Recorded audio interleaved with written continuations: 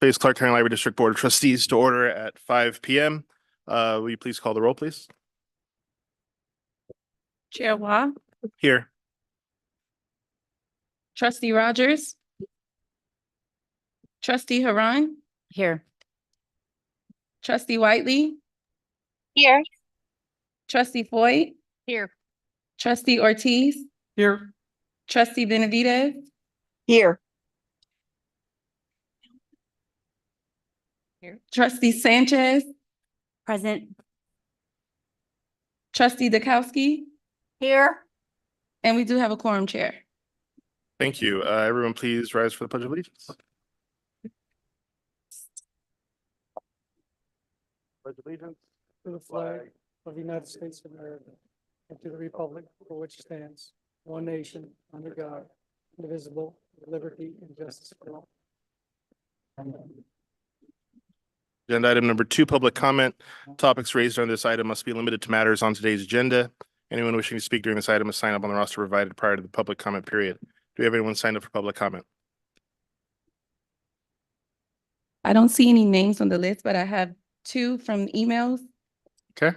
That one is under agenda item 6, Executive Director Report. It's from Melanie Sanchez, 2533 East Tonopah Avenue, North Las Vegas, Nevada, 89030. Good evening, members of the board. My name is Melanie Sanchez, and I am here as a member of this community to express my profound disappointment in Executive Director Kelvin Watson and Leo Segura with the recent. Ebony, if this isn't related to the agenda item, we'll move it to the second portion. Got it. So, Next one, please. okay. Next one, Chair, is from Penelope F. Ington, address 2620 South Tenaya Way, 89117, under the title of Library Reports. It reads, "Dearest reader, I find it odd that the executive director of this library district waited until the end of the board report." Debbie, let's go ahead and move that to the second portion as well. Thank you, Chair. Thank you. Is there any other public comment? Not at this time. Okay, we'll close this portion of the public comment and we'll have public comment at the end. Agenda item number 3, board action to accept proposed agenda. Do I have a motion?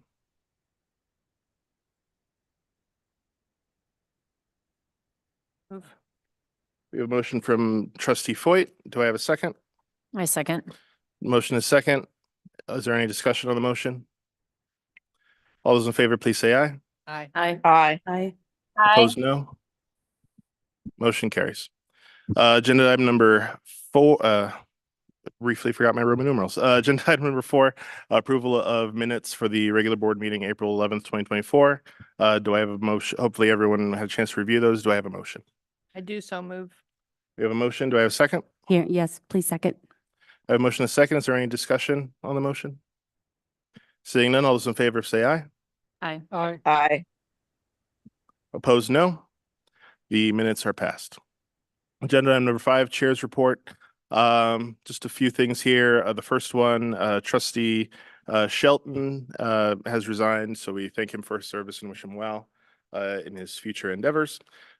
Number 2, Al, our IT director, has retired after many years, so we thank him for his service. I had asked Kelvin if Al could hang on just a little bit longer to make it to this meeting, but when you're ready to retire, you're ready to retire. I don't know what that's like yet, but I think about it every day. So we also thank Al for his many years of service to the library district and wish him well. The nominating committee for this year's office for elections, I'm appointing Trustee Foyt, Secretary Haran, and myself to the nominating committee, and we will have information on that later. So if any trustees would like to run for office, please let us know, and we will be doing that at our next meeting. And then finally, there will be no library reports in June on the June agenda, as this meeting is so late in the month, and then the next meeting is in 3 weeks. So there will be no reports in June, but then we'll have library reports in July. Are there any questions or comments at this time? Seeing none, we'll move on to agenda item number 6. Does anyone have any questions about any of the reports or wish to bring any reports forward? Nope, then I will accept the reports. Trustee Sanchez? Yes, I just wanted to talk to General Services about the refresh for Enterprise Library.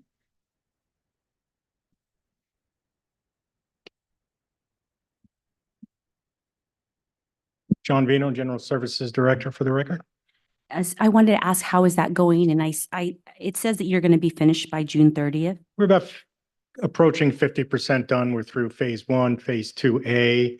They're just finalizing the adult services, which is the larger part of the project. We've already done most of the construction. Carpets down, about half the library. We'll be moving into the youth services is phase 3. And then after that, we'll just have the lobby and the multipurpose room. So we're in really good to be done by on schedule in June. First time working with KOR core, second different core than our West Las Vegas core, but really good group to work with. And then also, can you go over or I don't know if I'm getting ahead of myself, but the contract approval for the Whitney Library refresh? We'll do I that. have an Is it agenda. late? I'll go over Okay. the whole thing. He has a- Yeah, You have a Right. presentation. it's our third refresh. So yeah, all the details. And then the youth section of the Enterprise Library, what does that include? New carpet, new paint. We're changing the layout a little bit. It has a zigzag that kind of divides it and has made it kind of hard to utilize that space. So that's being demoed. It's just bringing it modern, some new furniture. Just a new approach to that area. New computer tables. Just kind of. It's had a lot of hand-me-downs over the years. Okay. We're working on a furniture package that I need to bring to the board probably in June for that branch. So. Okay, thank you very much. Thank you. No problem. Before you run away, are there any other questions for Mr. Vino while we have him? Nope. Thank you, West sir. Las Vegas is going good too.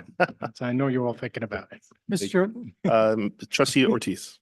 good afternoon. First of all, if I don't see our director here, would you please identify who's taking this place so the public will know?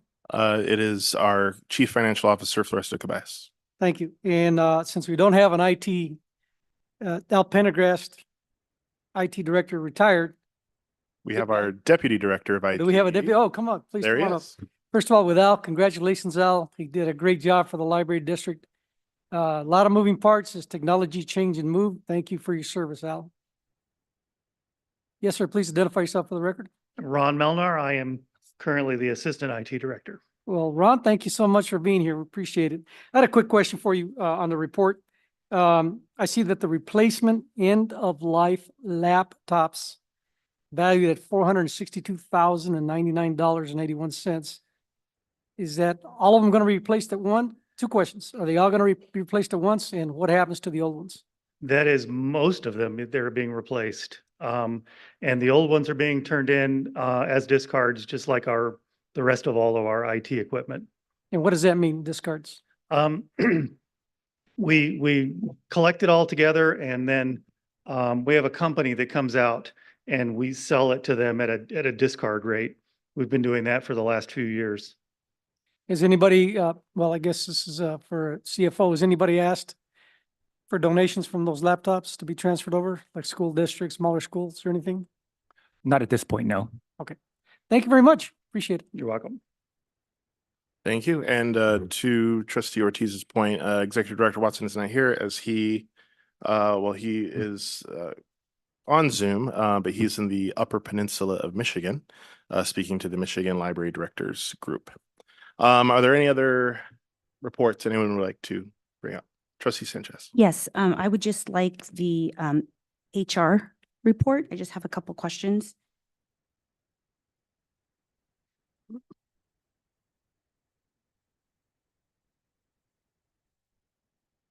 Can you just go over a little bit about the Coffin Associate staffing analysis? And Sure. when do you think it'll be completed by? It is the first half, as we indicate, is scheduled to be completed by the end of this fiscal year. in July.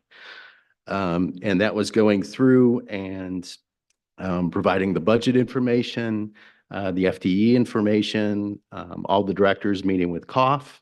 Then they will go out second half or beginning of next fiscal year, excuse me, and survey the market as terms of staffing, and then they'll come back and present those results. So probably by mid next fiscal year. And that includes all staffing analysis, is that correct? Yeah, it's a staffing analysis. If you remember, we did the compensation and benefits analysis. This is the same organization. This is really the second half to look at. We looked at our pay and benefits and how those stack up in the market, and then how things look internally. And then this is to look at staffing levels. Are we staffed appropriately? Do we use the same skill mix as other similar libraries? And then they'll come back with some recommendations and some numbers. Great. And then I have one more question. Can you tell me about the Beckley Group and what kind of training is involved with that? The Beckley Group is team building training for the administrative team. They went through a 10 segment class, each one, an 8 or 10. Each was about 2.5 hours each with the administrative team.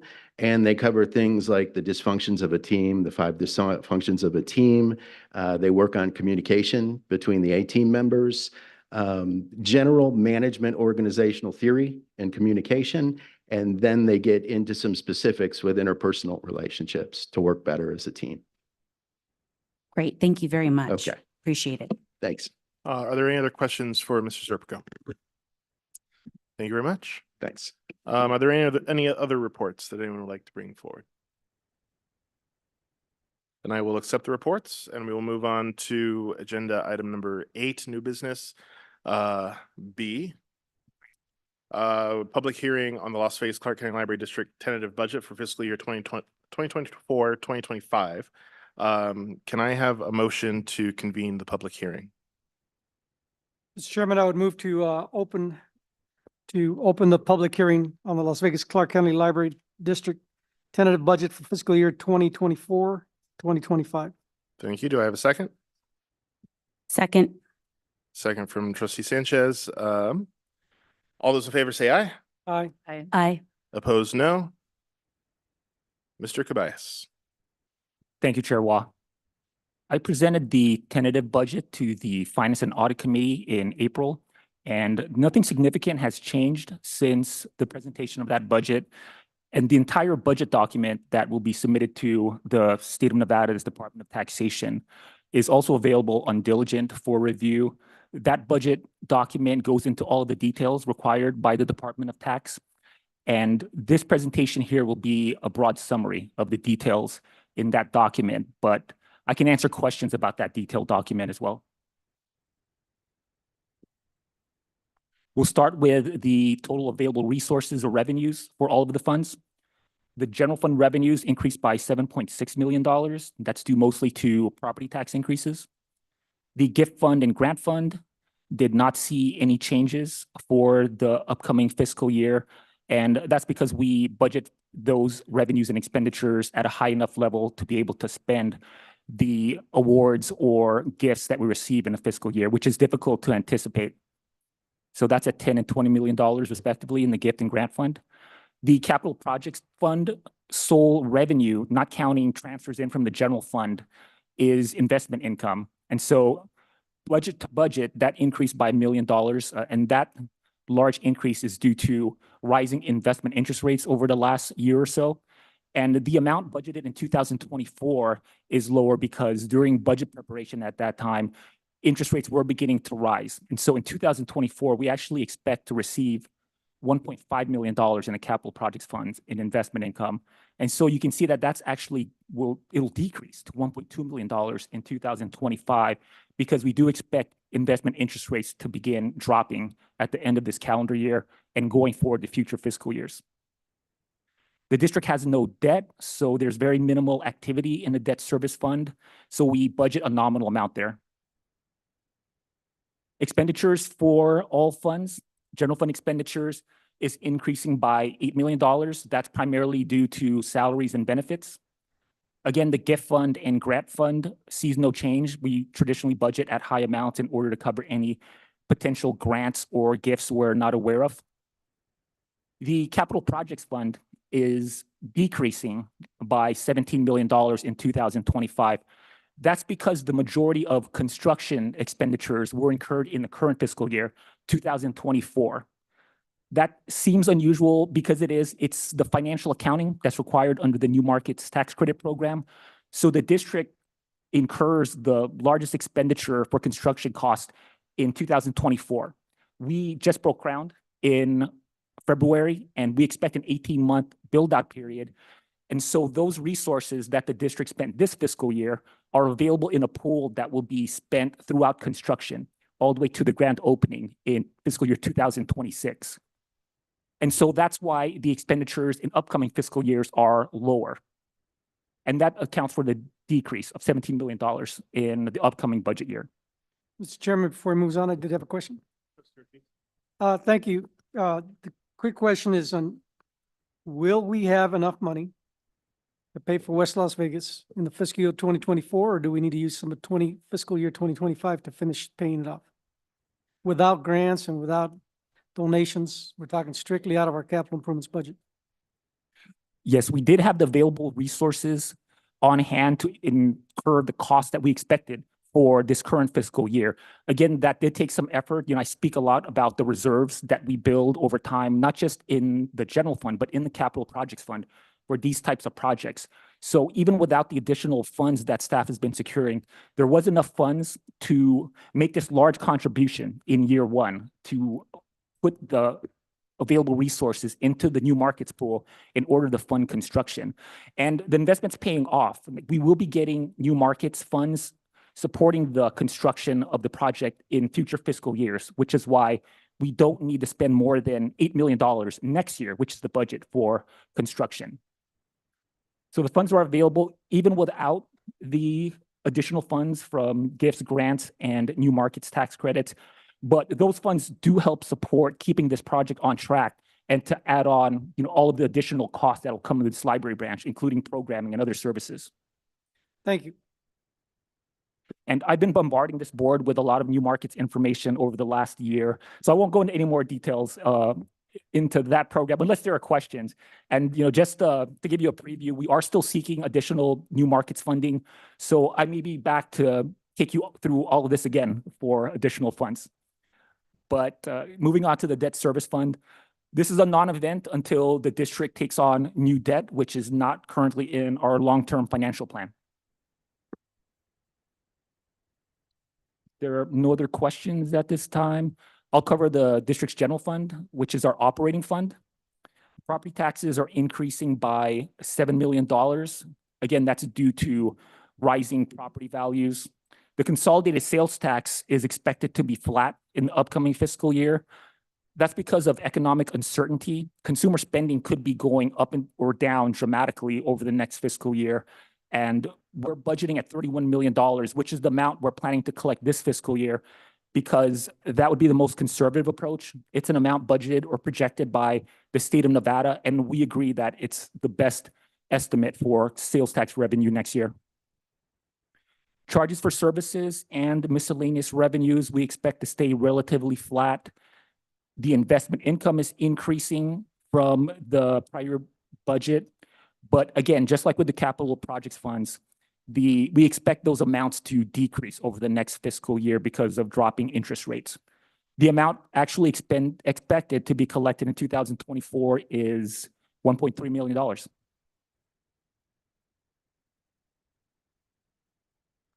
Expenditures for the general fund. Salaries and benefits are expected to increase 7% and 11% respectively. And with the executive director's guidance, we decided not to increase the number of new positions in the upcoming fiscal year. The increases budgeted for at this point are based on the current collective bargaining agreement, which accounts for cost of living adjustments and merit raises. But because of the economic uncertainty I alluded to, the executive director and staff decided to focus more on cost controls this year. We do that every year, but especially so in the current fiscal year for a number of reasons. One is the capital projects fund and making sure those reserves are sufficient. You know, as Trustee Ortiz asked about, it's the reserve in the general fund that makes it possible for us to invest in construction projects like the new West Las Vegas Library. But those controls over cost aren't expected to interfere with library services. You can see that services and supplies is expected to increase by $2.4 million in the new fiscal year, which we believe is enough to support existing programs and to give us the ability to expand on programs during that fiscal year. Library meeting materials is increasing by $1.3 million next fiscal year, and that amount represents 15% of total expenditures. That's the district's practice, is to allocate at least 15% of the budget to library materials. And you can see that here in this chart. I try to avoid charts and graphs in these presentations, but this one is relevant. So you see the light blue slice of the pie, 15%, which leaves 22% for services and supplies. And the remaining amount is 63%, representing salaries and benefits. That's the largest portion of our expenditure budget because we are a service-based organizations, but that does take a lot of effort. And that's another reason for the decision not to increase new positions in the upcoming budget year. At 63%, we feel that's a successful amount. It takes, again, a lot of energy and financial planning to achieve that amount. So it's noteworthy, especially when comparing it to other local governments, where personnel costs could easily exceed 70 to 80% of their total budget. And again, those organizations or local governments are in the same position where the majority of their costs do entail personnel costs, but our ability to stay at this allocation again, goes to the directive from Director Watson to clamp down on cost in order to also plan for the future. Not to mention the West Las Vegas Library project. There's other major projects that, you know, have already been discussed by staff, and I'm sure the director will be discussing that with this board. And it'll take proactive management of the budget in order to make those opportunities or projects come to fruition. Maintaining this optimal allocation also contributes to ending fund balance. I speak about this every time we talk about the budget or the financials. The ending fund balance is budgeted to be $14.5 million at the end of 2025, which is 15% of total expenditures. Again, that's the district's historical practice. And I just wanted to put this in a context because these numbers may seem large or small depending on the point of view of the budget reader. But at 15% of the budget, this amount gives the board, staff, and the library district the financial flexibility that's needed going forward.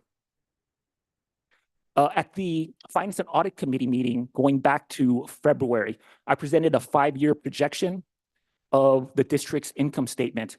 And in each year, we do have a balanced budget, but what we see over time is that the amount of transfers from the general fund to the capital projects fund starts to dwindle.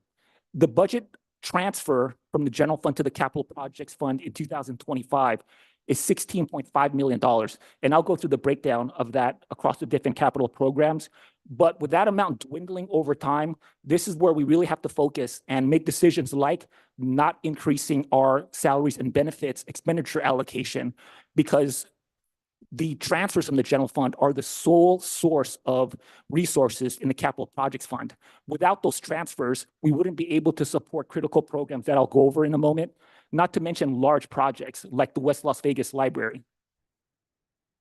Mr. Chairman, Trustee Ortiz? thank you very much. Just a finer point on that. The economy goes up and down, and we need to have extra money to pay our staff. During the pandemic, everybody got paid, everybody remained. During the housing crisis or the Great Recession, same thing. So it's managing that money that's the hardest thing. And although it looks like there's extra money, there really isn't. I would prefer a 17% reserve, but I'm okay with 15 for right now. And that's because you always worry, If we go under, there's no extra money, nobody to bail us out. It is what it is. We're our own taxing entity. And this is, everybody knows that here. This is for the public that's listening. So we cannot ask for any extra money. That's why we save our money and try to balance it out so there's enough to cover our expenses and more. Thank you. Thank you, Trustee Ortiz. Thank you, Trustee Ortiz. Those two events are noteworthy also. Going back to the financial crisis, Trustee Ortiz is correct. That was even more challenging financially than the pandemic we just came out of. At that time, we offered our first voluntary employee separation program, which comes at a large cost, and that was done in an effort to mitigate the possibility of reducing force at that time. So that was an important investment that the district made during the financial crisis and the Great Recession. And again, as Trustee Ortiz pointed out, during the pandemic, the library district closed for 3 months. And while being closed, all employees were asked to shelter at home and to stay safe. And the district, this board, made the decision to continue paying all staff during that time.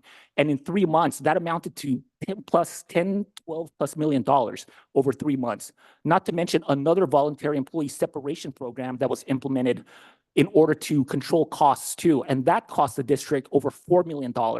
So those were difficult decisions that this board had to make, but they were able to utilize that option because of the ending fund balance. So maintaining this reserve is critical for a lot of reasons. It's not always apparent why we have these reserves at this amount, at that percentage, but we've seen examples of economic challenges, and really they were almost to the level of disasters. The district, because of our financial approach, weathered that storm better than other local governments that had to eliminate entire departments during those periods because they didn't have the allocation that the district is budgeting for and has maintained over the years. And again, we're becoming even more proactive in controlling those costs going forward, which is the reason for the decisions that we're making in this upcoming fiscal year. I mentioned the $16.5 million that's being transferred to the Capital Projects Fund. Here's how the $16.5 million is being distributed. This will be a review for the Finance and Audit Committee trustees. So I'll focus on the 3 programs that's highlighted in yellow here, although the trustees can certainly ask me to go into more detail in the other programs. Starting with the Technology Replacements and Upgrades Program. That program begins with $8.2 million in available resources. The general fund will transfer $700,000 to the program. Expenditures are budgeted at $1.8 million, and that'll leave a balance of $7 million at the end of 2025. Again, that's required and is considered one of our critical programs because of the importance of technology, and not only to keep our technology up to speed, but to continue enhancing our IT infrastructure, to continue providing quality service to our customers. The Building Repair and Maintenance Program is also considered another critical program that will begin the fiscal year with $8.7 million in available resources. The general fund will transfer $2.3 million to that program, and the budget is $4 million in expenditures, which will leave $7 million as an ending fund balance at the end of fiscal year 2025.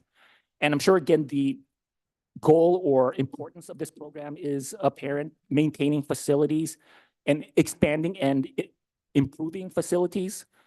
General Services Director John Vino will be here in a moment, asking the board to authorize staff to award a contract for the Whitney Library refresh. That's an example of a project that's funded by this capital program. And again, it just highlights the importance of it and maintaining the reserve that you see here at $7 million each as an ending fund balance for these 2 programs. That will cover 2 years worth of needed repairs and maintenance for the building program and continuing to maintain our IT infrastructure. We had to rely on these reserves during the pandemic. Again, because of the economic challenges at that time, the general fund wasn't in a position to transfer funds to the capital projects programs. So being able to rely on these reserves is critical. And going to the end with the capital construction program, that fund started with $22 million at the beginning of the new budget year. Transfers of $12 million will be coming from the general fund. And the program will also be receiving $1.2 million in investment income, which again is not an income source that can be relied on going forward. At some point, as interest rates fall close to zero, that would be a nominal amount. Fortunately, we do have $1 million that will be adding to the resources for that program. But again, it's not something that we expect to see going forward. The expenditures for this program is budgeted at $8.2 million. It's the amount I mentioned that's remaining or necessary for capital construction because the district did already contribute roughly $24 million to the project. And again, that pool will be funding construction over the 18-month building period. So only $8 million is required in fiscal year 2025. That'll leave an ending fund balance of $27 million, which will be sufficient to finish off paying for construction for the new library, which is slated to open in fiscal year 2026. So that's roughly September 2025. And again, that looks like a healthy fund balance in the capital construction program, but depending on the initiatives of the district as directed by this board and the executive director, that amount may not be enough to pay as you go as we've done in the past. We built libraries from Centennial Hills to the East Las Vegas Library, the Mesquite Library Campus, by saving and accumulating funds. Those wouldn't be possible otherwise unless the district were to incur debt. And again, that's not part of our financial plan.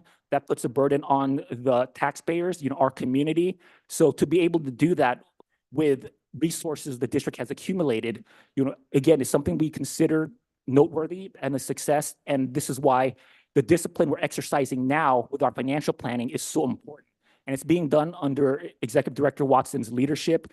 And I'll go back to talking about the 5-year projection. That changes with each year. So I'll be reporting on that projection again to the Finance and Audit Committee and this board as that's updated.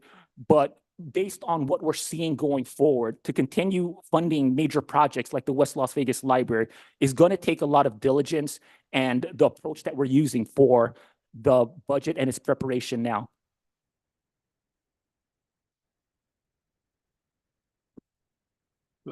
Trustee Sanchez? Yes, I have a question on the community engagement section. Okay. Just go back real quick.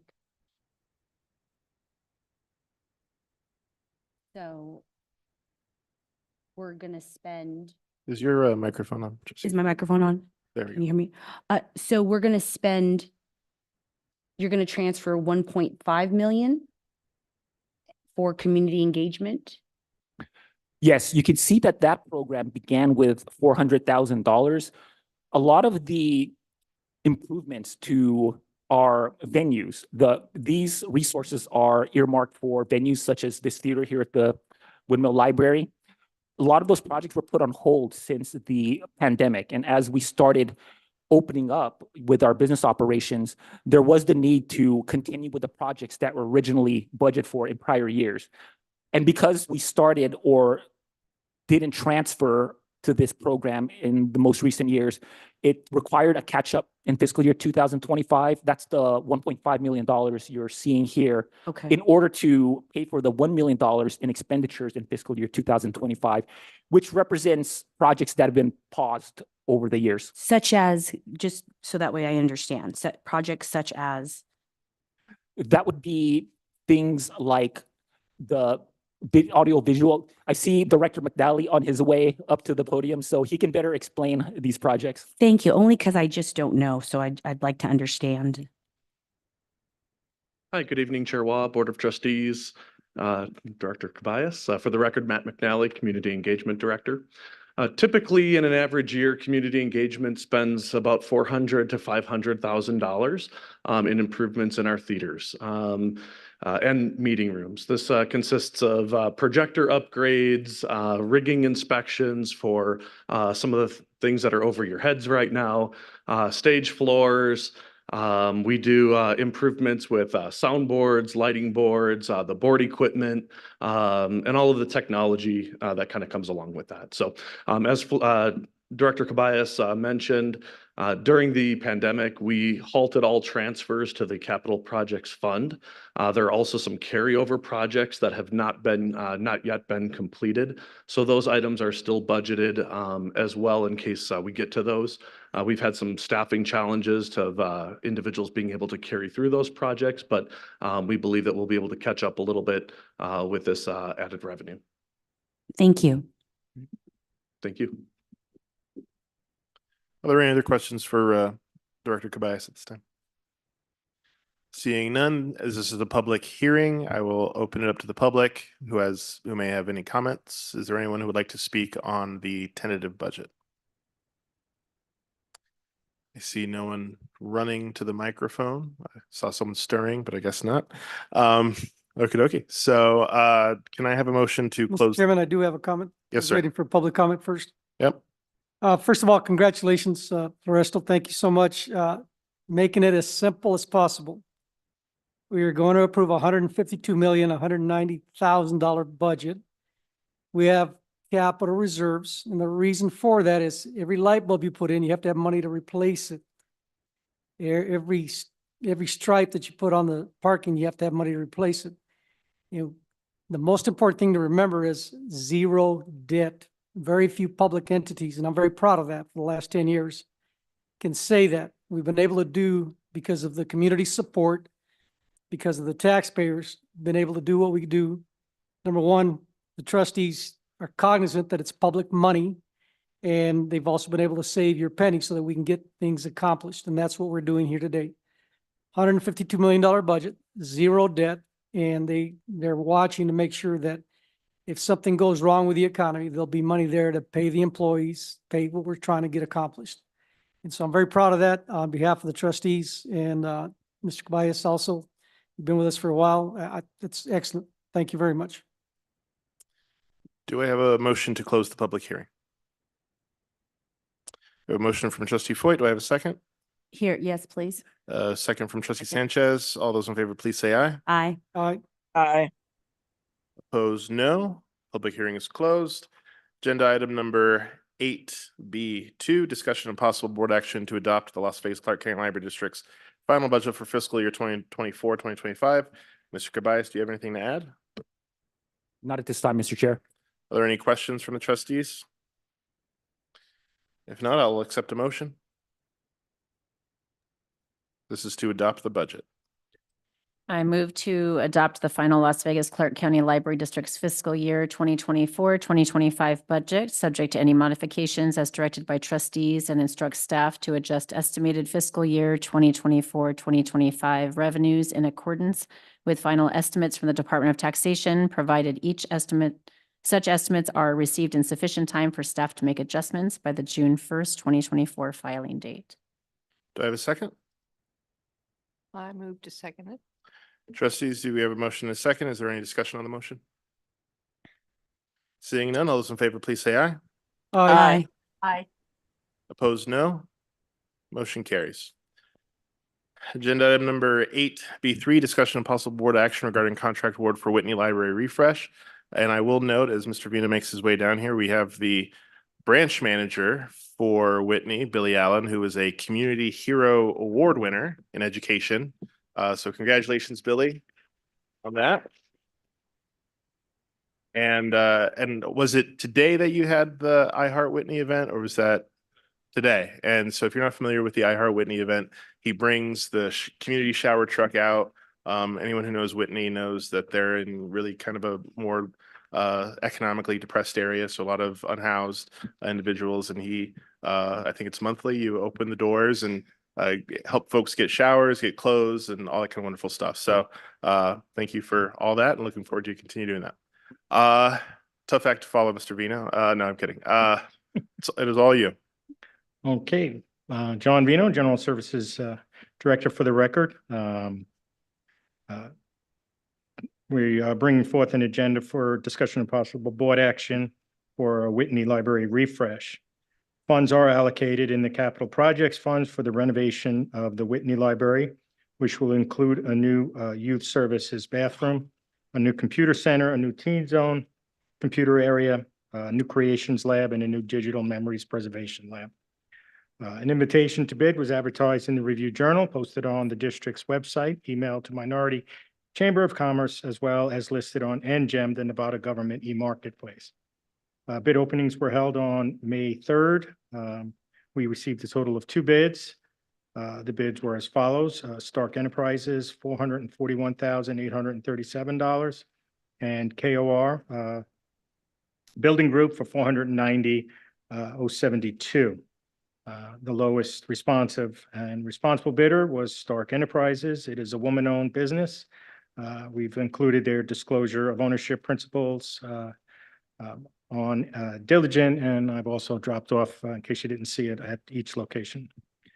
We are asking for a motion to authorize staff to award contract for the Whitney Library refresh in accordance with bid number 2409 to Stark Enterprises for the amount of $441,837, and to authorize staff to award the contract to the next lowest responsive and responsible bidder if Stark Enterprises fails to comply with contract documents or in construction specification or fails to execute the contract. And I'm happy to answer any questions. Thank you, Mr. Vino. Are there any questions for Mr. Vino? Mr. Chairman, just a quick comment. Trustee, You know, I don't know if you know this, but both Stark and Core are women-owned businesses, so Yes. very good to see that. Yep. That they're actually, the females have really stepped forward on the construction site and are bidding for our contracts. And advertising the transparency on NGEM, we really get it when we, abroad, everybody knows who's in the field.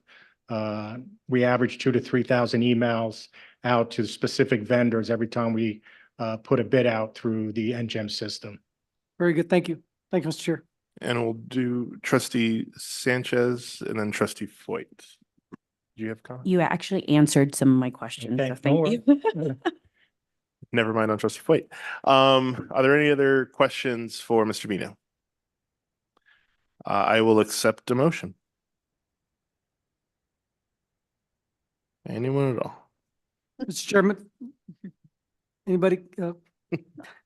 Motion to authorize staff to award a contract to Whitney Library refresh in accordance with bid 24-09 Stark Enterprises in the amount of $441,834.04, and to authorize the staff to award the contract to the next lowest responsive and responsible bidder if Stark Enterprises fails to comply with the contract documents and construction specification or fails to execute the contract. That is the motion.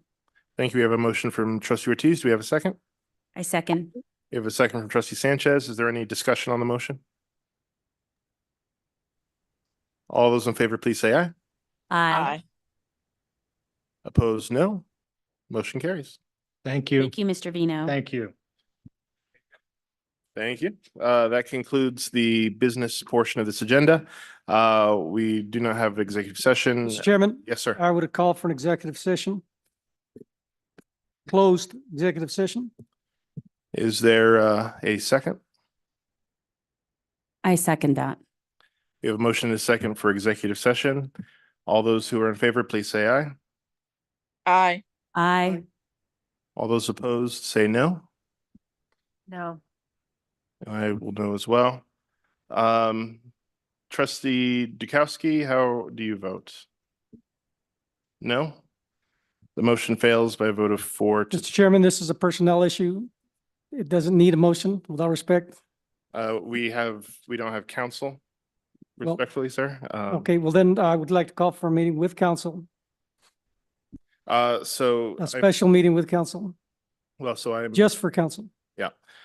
so the board knows, where we are presently is, the Ethics Commission is currently investigating, this issue.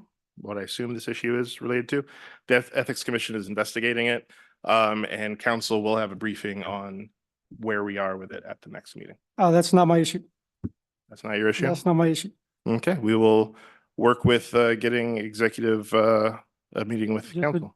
with Council Welt, Council will, we'll work on special meeting. schedule. He is, unfortunately sick today, so he can't be here, but we will, schedule a meeting And with thank you Mr. for Welch. sharing that with us, but yeah, that's not. Yep, we will schedule a meeting with Mr. Welch. Thank you. Announcements. The June board meeting will be held on Thursday, June 13th at 5 p.m. at the Centennial Hills Library. There will be a risk management committee meeting at 4 and a nominating committee meeting at 4:30.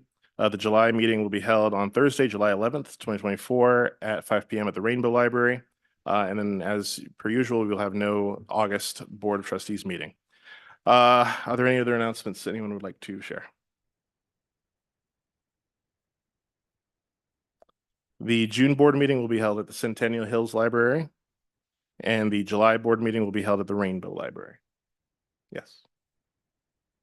We'll move on to agenda item number 11, public comment. Topics raised on this item cannot be acted upon until the notice provisions of the open meeting law have been met. If you wish to make public comment on this item, you must sign up for the roster provided to provide public comment prior to the public comment period. This item must include the commenter's name, legal address, and comments will be limited to 3 minutes. Do we have anyone signed up for public comment? We have 3 emails. Okay, go ahead and read those, please. The first one is from Melanie Sanchez, 2533 East Tonopah Avenue, North Las Vegas, Nevada, 89030. Good evening, members of the board. My name is Melanie Sanchez, and I am here as a member of this community to express my profound disappointment in Executive Director Kelvin Watson and Leo Segura with the recent article published in the Review Journal. The allegations of Mr. Watson and Mr. Segura using their positions to obtain tickets for the Super Bowl are deeply troubling and unethical. It is disheartening, though not surprising, to see Mr. Watson seemingly prioritize his career and financial gain over the integrity and mission of the library district. This isn't the first time Mr. Watson has used his position for personal advantage. In 2022, he leveraged his role to further his career within the American Library Association when he was running for president. He instructed his staff to post his personal campaign page on their main header of the library district's website, which was an inappropriate use of district resources for personal gain. Such actions demonstrate a pattern of self-serving behavior that undermines the trust and ethical standards of the organization. Mr. Watson is merely a figurehead who appears to lack genuine care for this community, the staff of this organization, the advancement of the library's district's mission. Mr. Watson's actions not only undermine the trust of the community, but also set a dangerous precedent for what is deemed acceptable conduct within our organization. Mr. Watson's continued presence in this role is a disservice to our community. Therefore, I urge the board to take these allegations seriously and call for his immediate dismissal. We must ensure that library district leadership embodies the ethical standards and values that our community deserves. Shame on Mr. Watson for his misuse of power. Thank you for your time and attention to this matter. Melanie Sanchez. Thank you. Next public comment, please. Thank you, Chair. Next comment is from Penelope F. Ington, address 2620 South Tenaya Way, 89117, under Library Reports. Dearest reader, I find it odd that the executive director of this library district waited until the end of the board report to announce his malfeasance to the entire library. More so, there was not one single apology in the entire word vomit of that email. While he began by addressing the good that the barbershop books caused, I wonder if he knows that the same impact could have been had without him breaking the law. He goes on to say that the tickets went out to multiple members of different organizations. Yet the emails the Review Journal cited say, "You're going to the Super Bowl? We care not what others do, but what our administration does." I would like to ask the board to have Kelvin and Leo apologize to the team that they have let down. The team that they have blindsided, and the team that, in Kelvin's words, played just as much of a role in the barbershop books as the executives who accepted the $9,000 tickets. Keep in mind that the executive director has already been sued multiple times by the Library Foundation. How much more will go on before we have had enough? If the board fails to act actually supply some type of consequence to those two individuals, well, how are they going to uphold the integrity of the library? Is there any integrity left? One does have to wonder how they will continue to show their face upon the stage if they won't address this issue with the transparency they so claim to have. Thank you. Next public comment. My name is Christine Danino. My address is 3794 Neblina Drive, Henderson 89052. I am making a public comment on the Review Journal's front page Sunday story regarding Kelvin Watson taking the Super Bowl ticket.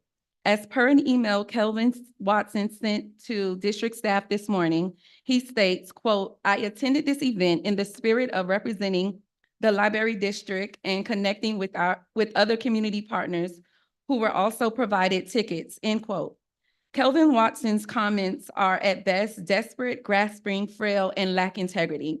I don't recall this quote mentioned in the RJ article, and if it was made to the journalist, I am confident she would have quoted Kelvin in her story.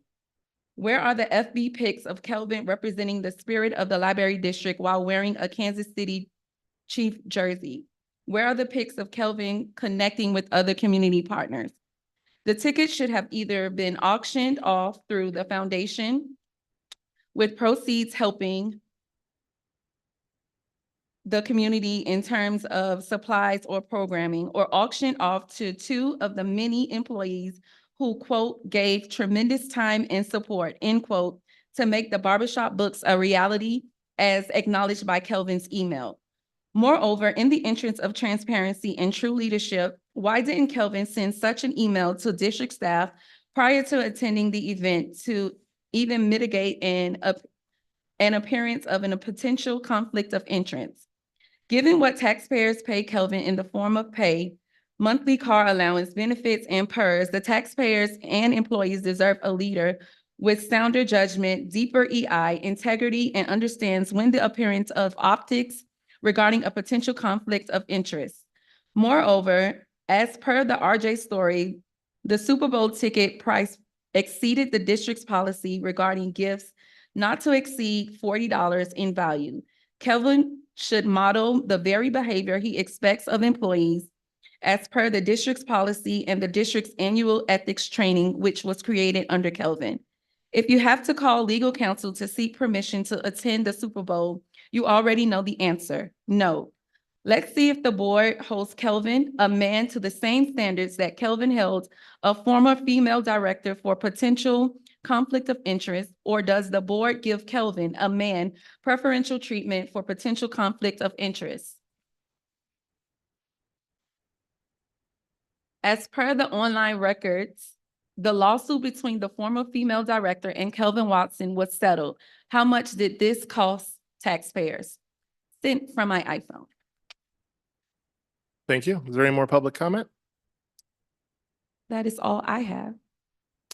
We'll move on to agenda item number 12, adjournment. Do I have? Chair, I have a question. Yes, ma'am. When the board approves the agenda and a closed session is in that agenda, why do, I didn't realize that our counsel wasn't here. I thought he was online, but why do we have to do a motion to approve that? Because we operate as a board of. It's an agenda item, It is, and the board voted not to enter public comment. but we I mean, agreed to close the it. agenda. So I'm just saying, I'm not so sure that's Robert's Rules of Order. That's correct, Mr. Chairman. Now that I So recall. I just, all I'm saying, Chair, is that at some point, I hope we do have a closed session. And we will. Like I said, the board has decided, it wasn't me, the board decided as a group by majority vote that we would not do. Yeah, I closed don't session. think we take agenda items and vote on them separately. Like, we don't vote on whether or not we're going to hear certain things. If it's part of the agenda, it's part of the agenda. As Thank you. long as I've been on the board for 3 years now, we've always voted to enter into executive session. Mr. Chairman, that's why we need legal counsel, and more importantly, your presence is requested at that closed hearing. I Thank you. am at all of them. I will be there. Agenda item number 12, adjournment. Do I have a motion to adjourn? Motion from trustee Foyt. Do I have a second? I second. Second from trustee Huron. All those in favor, please say aye. Aye. Aye. Aye. Aye. Opposed, no. Motion carries. We are adjourned at 5:54. Thank you.